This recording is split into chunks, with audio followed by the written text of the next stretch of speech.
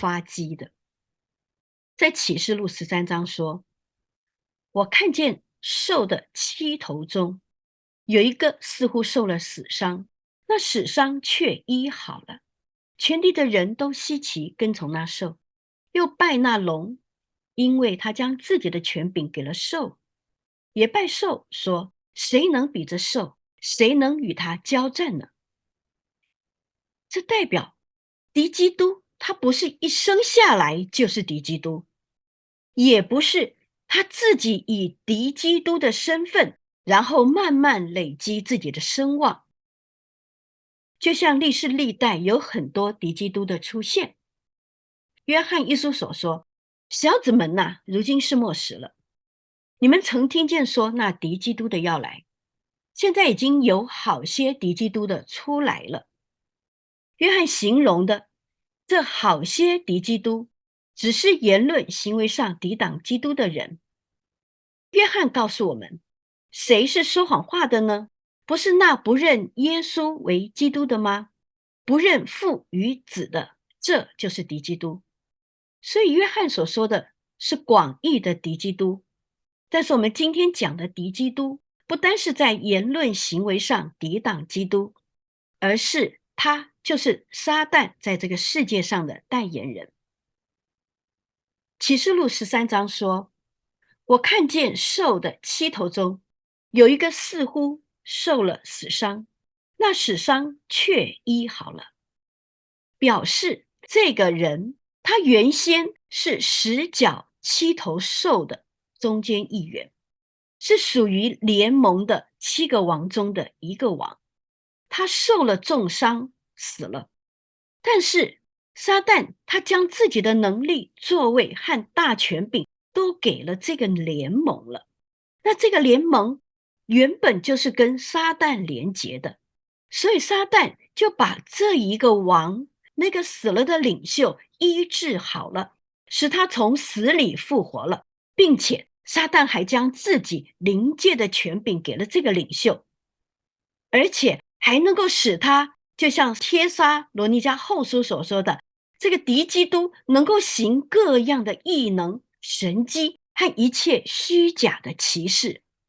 所以全世界的人都非常惊讶，这一个王他竟然能够通灵，还有超能力。发现哇，这个领袖他不是一般人，所以呢就非常的惊叹说，谁能够比这兽？谁能够跟他交战呢？谁能够比得过他呢？这就是全世界独一无二的，所以就推崇他、敬仰他、拜他、跟随他。那与此同时，他们也会去拜撒旦，因为知道敌基督的能力、权柄是从撒旦来的。至此，从联盟出来的这个王，他就道道地地的成为了撒旦与基督对立的媒介。所以，如果我们要指出谁是敌基督，有几个指标。第一个，他是联盟的7个领袖中的一个；第二个，他受了重伤，死了；第三个，他神奇的被医治了；第四个，全世界的人都会知道。敌基督的特征，他不会偷偷摸摸的进行，因为撒旦就是要宣扬抬举这颗旗子，他是撒旦刻意栽培的代言人，原本就是要他风靡全球，于是他会大肆宣扬，不会暗暗的进行。也就是说，我们不用偷偷猜测谁是敌基督，当敌基督出现的时候，你不想知道都很难。就像帖撒罗尼迦后书所说的，这不法的人是照撒旦的运动，也就是说，敌基督的所行所为都是照着撒旦在他身上运行的能力去执行撒旦要他所做的一切的事情。既然他是撒旦刻意栽培抵挡基督的人，那他会执行什么样的任务呢？敌基督的工作，首先他一定会逼迫教会和圣民，因为既然是敌基督，从名字就会知道他基本的任务就是敌对基督，当然包含了敌对属于基督的子民。但以理说，他必折磨至高者的圣名，圣名必交付他手一载、二载、半载。启示录说，又任凭他与圣徒征战，并且得胜。但以理和老约翰都说，敌基督会迫害神的选民和基督徒，就像启示录12章所说，龙向妇人发怒，去与他其余的儿女征战。这儿女就是那守神诫命、为耶稣做见证的。而敌基督就是龙的化身，在地上执行撒旦所交付的工作。所以撒旦与守诫命、为耶稣做见证的神家儿女征战，这是在灵界的运作。但是在物质界，在这些有血有肉的人身上，就是靠着敌基督直接的迫害、残害。另外，敌基督他必定要改变节期，停止献祭。在但以理书7章说，他必想改变节期和律法。在一期之内，他必与许多人坚定盟约；一期之半，他必使祭祀与贡献止息。